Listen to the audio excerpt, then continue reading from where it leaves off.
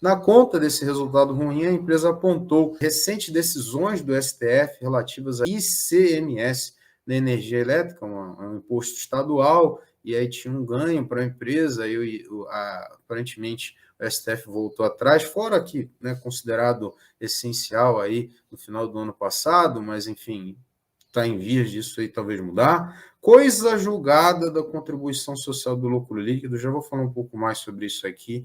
Demandas trabalhistas, né? Ações na Justiça do Trabalho, e a reforma tributária na Colômbia, que para o quarto trimestre ainda conta o Grupo Êxito, né? Da onde é essa empresa, que subiu o imposto aí de 10% para 15%, aquele relativo a ganhos ocasionais, ou como a empresa chamou aqui, deve ser um termo de lá, da Colômbia, a ganância ocasional. Então, por que a gente fala dessa contribuição social aí do lucro líquido? Basicamente, pessoal, isso aí é uma decisão que limitou a coisa julgada pela modulação de efeitos geradores a partir de setembro de 2007. O valor aqui era 288 milhões, só que aí passaria a ser 600 milhões de principal, multa e juros dos últimos 5 anos, 2018 e 2022, porque 5 anos é a questão do governo brasileiro, né? Mais de 5 anos não pode ser cobrado, em tese. Assim como IS nos atuados entre 2007 e 2017, e 312 milhões de créditos tributários relacionados à recomposição da base negativa. Ou seja, resumindo, dá menos 288 milhões. Só que é o seguinte, isso era uma decisão que tinha sido dada, definida, já resolvida, né? Até o Júlio, a gente chegou a comentar isso aqui, que o Júlio é advogado, né? Coisa que era dada como certa já. E aí, enfim, o STF foi lá e resolveu que pode rediscutir algumas questões, mesmo com decisões de caráter geral. E aí gera insegurança jurídica. A própria empresa à época falou, com essa nova decisão, a gente tinha potencial de ganhar tanto, agora a gente tem um potencial de perda de tanto, e impactou imediatamente o balanço do quarto trimestre e pode gerar impactos negativos para frente. Porque a empresa trabalha com a perspectiva de que não vai ter essa perda. E, de repente, essa perda vai se apresentar a ela. Por isso que, por exemplo, quando aconteceu com o Bradesco, e eu fiquei muito triste de ver colegas investidores defendendo isso, quando o Bradesco colocou 100% de possibilidade de perda dos negócios relacionados a Americanas, e com isso já declarou essa perda para fins de abatimento de tributo, eu vi colegas aí sendo radicalmente contra e dizendo que não, como era absurdo uma empresa botar na conta do cidadão que esse imposto iria ser arrecadado para fins sociais. Primeiro que a gente sabe que não, né? Muito parte do nosso imposto é dado para fins de corrupção. Segundo que todos nós, na pessoa física, fazemos isso.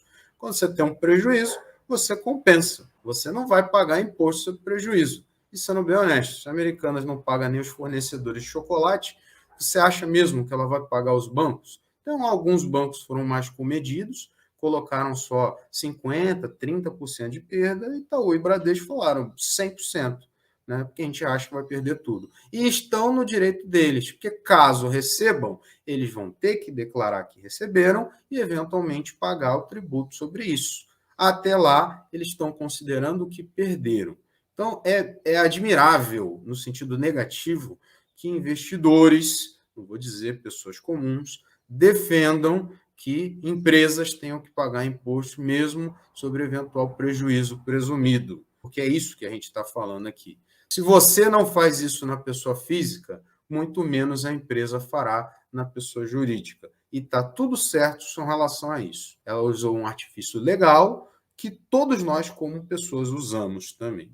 Então, enfim, tá aí, né? A insegurança jurídica, fiz toda essa tergiversão, mas para falar que no Pão de Açúcar não foi nem isso. Na verdade, a decisão dada como ganha e agora pode gerar uma perda muito grande. Isso aqui são projeções, a empresa já colocou no balanço. Eu acho prudente, acho razoável a empresa fazer isso. Afinal de contas, é melhor do que tapar o sol com a peneira. É uma boa prática de governança. Embora o prejuízo seja algo sempre ruim, é melhor do que mascarar números. Aí eu não vou citar nomes. Agradeço a presença de Rui das Neves. Ele falou estão dentro da brecha da lei. Só fazer uma breve correção aqui ao Rui. Não entendo que isso é uma brecha legal. Que se a gente entender, se ele estivesse referindo a um episódio do Bradesco, que o Bradesco está fazendo é se aproveitar de uma brecha legal, todos nós nos beneficiamos desta brecha legal. Qual seja, se nós temos um prejuízo, a gente não paga imposto ou compensa com lucros para eventualmente abater.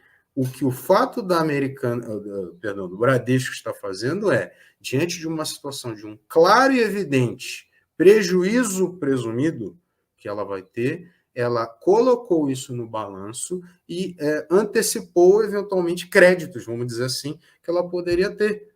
Novamente, se eventualmente Americanas vierem a saldar suas dívidas com o Bradesco, eles são obrigados por lei a declarar isso nos balanços e desfazer o crédito, a antecipação, essa provisão de devedores duvidosos, consequentemente pagando imposto. Talvez, segundo a lei, até com reajuste inflacionário. Então, assim, qual é o problema?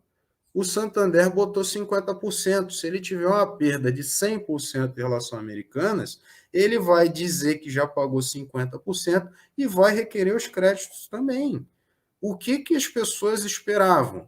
Que a empresa assumisse que vai receber todo o dinheiro da Americanas e que eventualmente já pagasse o tributo e depois pedisse a restituição. Você, no caso não você, Rui, mas todo o investidor que pode estar vendo esse vídeo, não faz isso. Se tem um prejuízo presumido já, evidente, claro que você vai tomar, você já usa ele.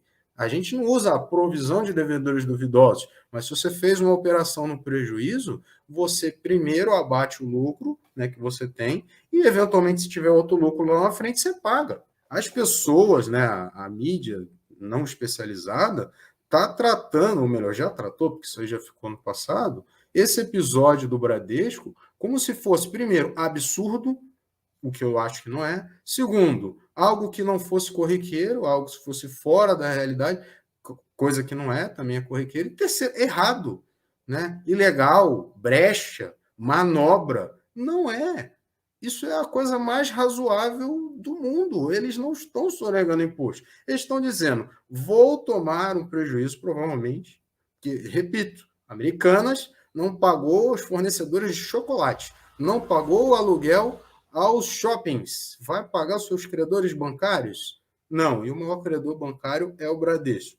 Vou tomar esse calote. Efetivado esse calote, não tem imposto a pagar porque tomei prejuízo. E se eu não tomar o calote? Aí eu vou pagar. É isso que está sendo feito, tá bom, amigos? O episódio do Bradesco é exatamente isso. Se está sendo falado de outra maneira, eu posso compreender que pessoas que não são investidoras, que pessoas que não estão ligadas nesse meio, possam ser ludibriadas por essas informações, né, enganadas, e achar que tem alguma leviandade acontecendo. Quem é investidor, né, não pode se deixar enganar por isso.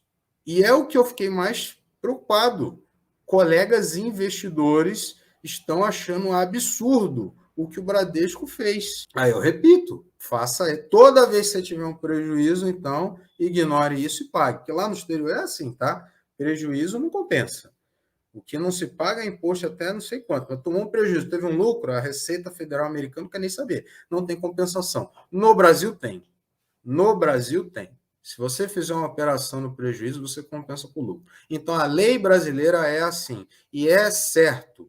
Porque, sinceramente, toda vez que você é chamado aí a pagar um imposto, alguma taxa, é alegado que é para o bem da população. Se você está se ferrando, está assumindo um prejuízo de um risco que você teve do mercado, que as pessoas não tomam, mas os empregadores, os grandes homens de negócio tomam, eles também não vão poder se usar desse benefício.